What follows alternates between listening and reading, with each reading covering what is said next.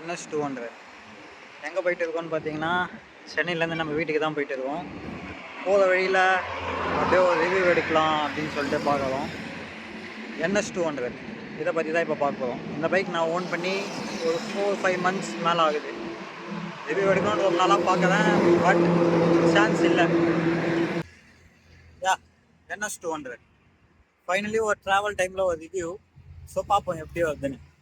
First of all இந்த bike நிறைய பேருக்கு ட்ரீம் பைக்காக இருக்கும். ஃபர்ஸ்ட் எனக்கு இது இல்லை, அது ஏன்றதையும் சொல்கிறேன். ஃபர்ஸ்ட் நான் நிறைய பைக் பார்த்தேன் வாங்கணுன்ட்டு, பட் ஒரு பட்ஜெட் அதில் ஒரு பவர் இந்த பைக்கில் இருக்குது அப்படின்றதுனால இந்த பைக் சூஸ் பண்ணேன். ஸோ இந்த பைக் வாங்கி 4-5 மந்த்ஸ் ஆகுது. 4000 கிலோமீட்டர்ஸ் ட்ரைவ் பண்ணிட்டேன். என்னென்ன பாசிட்டிவ்ஸ் நெகட்டிவ்ஸ் இருக்குன்றதையும் சொல்கிறேன். அப்படியே ஒன்று ஒன்றா கேட்போம்.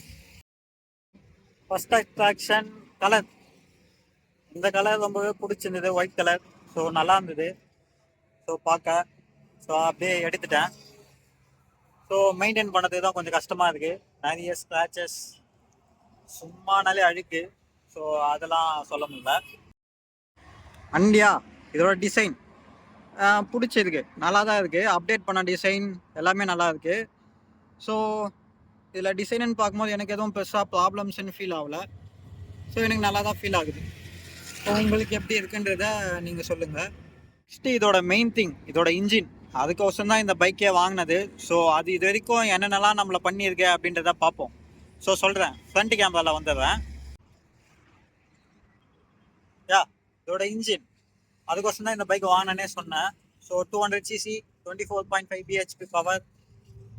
எப்படி இருக்குது சொல்லணும்னா, இனிஷியலாக பவர் கொஞ்சம் கம்மி தான், பட் ஹை ஆர்பிஎம்ஸில் ரெவ் பண்ணோன்னா சான்ஸ் இல்லை, நல்லாவே இருக்குது.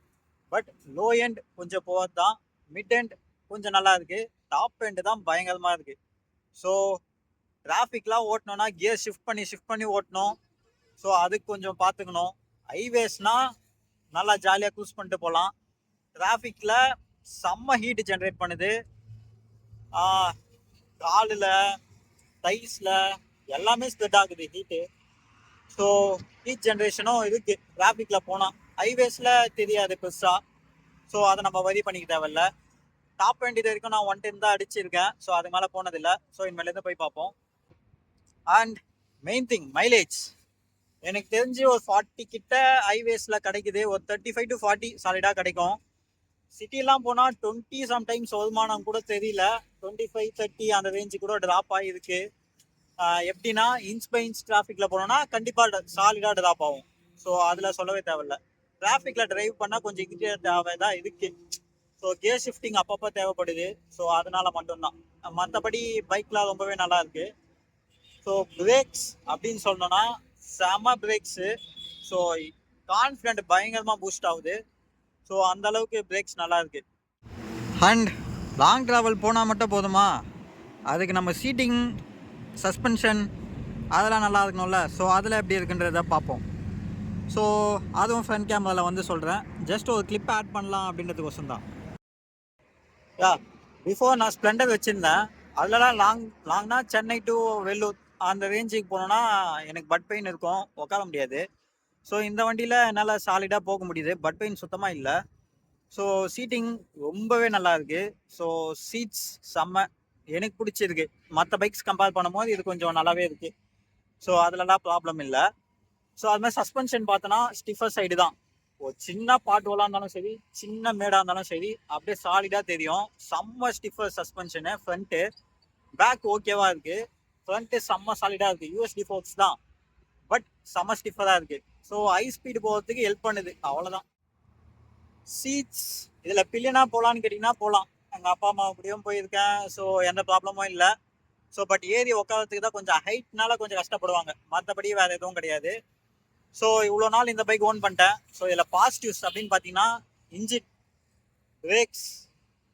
ஸோ சாலிடான பிரேக்ஸ். ஸோ அதில் என்ன ரொம்ப இம்ப்ரெசிவ் பண்ணியிருக்கு.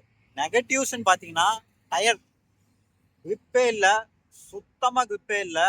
எங்கேயாச்சும் போனீங்கன்னா நல்லா வலிக்கிறது ஃபீல் ஆகுது. ஸோ டயர்ஸ் காசுன்னு தான் மாற்றிக்கோங்க. நான் ஆனால் இதை தான் ஓட்டிகிட்டு இருக்கேன். ஸோ அது வழி இல்லை. ஸோ அண்டு குவாலிட்டின்னு பார்த்தீங்கன்னா கொஞ்சம் போகாதான் தான் இருக்குது மற்ற பைக் கம்பேர் பண்ணோன்னா. ஸோ இன்னும் கொஞ்சம் ப்ரீமியமாக இருந்திருக்கலாம் அப்படின்ற மாதிரி தோணுது. ஸோ ஓகேவான குவாலிட்டியில தான் இருக்கு. அதுக்குன்னு ரொம்ப டிஸ்அட்வான்டேஜ் பண்ற அளவுக்குலாம் இல்லை. ஃபைனலா இந்த பைக்ஸ்ல ப்ராப்ளம்ஸ் அப்படின்னு பாத்தீங்கன்னா சொன்ன மாதிரி டயர்ஸ். அண்ட் இதுல எனக்கு டிஃபெக்ட் அப்படின்னு பாத்தீங்கன்னா ஹேண்டில் பாஸ். அது நான் வாங்கின பைக்ல ப்ராப்ளம்னு நினைக்கிறேன். ஸோ எப்படின்ட்டு தெரியல, எனக்கு கோன் செட் ப்ராப்ளமா என்னன்னு தெரியல. ஒன் சைடா போகுது. நான் 4000 கிலோமீட்டர்ஸும் கொஞ்சம் இரிட்டேட்டிங்காக தான் ஓட்டியிருக்கேன்.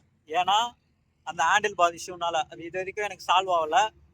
ஸோ அது எப்படின்ட்டு எனக்கு தெரியல. நான் சால்வ் பண்ணணும் கூடிய சீக்கிரத்தில். ஸோ எனக்கு ஒன் சைடாக போகுது. அது ஃபோர்க்கா இல்லை என்ன பிரச்சனைன்னு எனக்கு தெரியல. ஸோ அதை சால்வ் பண்ணோம். அது மட்டும்தான் எனக்கு இந்த பைக் எடுத்ததுல ஒரு டிஸ்அட்வான்டேஜ். மற்றபடி இன்ஜின் ரொம்பவே பிடிச்சிருக்கு, வண்டியும் ரொம்பவே பிடிச்சிருக்கு. ஸோ என்ன டிராஃபிக்ல ஓட்ட கொஞ்சம் இரிட்டேட் ஆகுது. மைலேஜ் கொஞ்சம் அட்ஜஸ்ட் பண்ணிக்கலாம், பட் இன்னும் கொஞ்சம் நல்லா இருந்தால் நல்லா இருக்குமோ அப்படின்ற ஒரு ஃபீல் கிடைக்குது. அவ்வளோதான். மற்றபடி இந்த பைக் நீங்கள் வாங்கணும்னா தாராளமாக வாங்கலாம். ஏற்கனவே ஏற்பட்ட ஃபேன் பேஸ் இருக்கீங்க. ஸோ உங்களுக்கு தெரியாதது இல்லை. ஏன் நான் சொன்னல ஒரு விஷயம் என் வண்டியில் இருக்குன்னு, ஹேண்டில் பார் இஷ்யூ. அது இதுதான். நான் ஸ்ட்ரைட்டாக போயிட்டே இருந்தேன் அப்படின்னா கையில் தான் ரெக்கார்ட் பண்ணுறேன். ஸோ ஷேக்கியாக தான் இருக்கும், அட்ஜஸ்ட் பண்ணிக்கோங்க. அப்படியே கை விட்டுனா ஒன் சைடாக அப்படியே ரைட் சைடு வாங்குவோம் ஹேண்டில். ஸோ அதான் ஒரே ப்ராப்ளம். அது ஸ்ட்ரைட்டாக இருக்க மாதிரி தெரில. ஸோ நான் ட்ராவல் பண்ணும்போது நிறைய பேர் யோசிப்பீங்க. ஸோ அது மாதிரி யோசித்து நிறுத்தி இந்த பாயிண்ட்டை பேசணும்னு நிறுத்தியிருக்கேன்.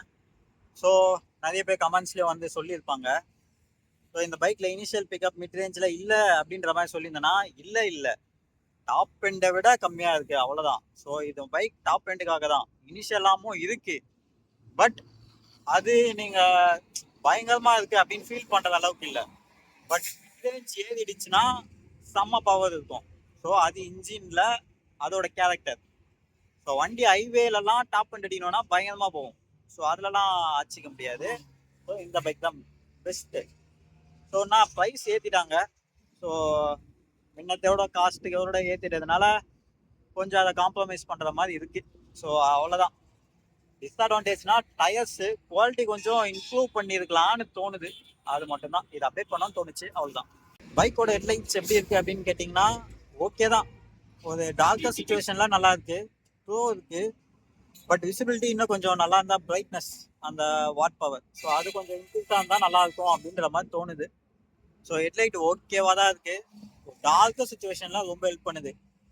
மற்றபடி ஓகே தான், ஓகேவான ஹெட்லைட்ஸ். அண்ட் பாய். இதோட ரிவ்யூ திருப்பி நிறைய வீடியோஸ்லாம் ஸ்டார்ட் பண்ணலான்னு இருக்குது. ஸோ ஏதாச்சும் வண்டி கிடைச்சா அப்படியே பண்ணுவோம்.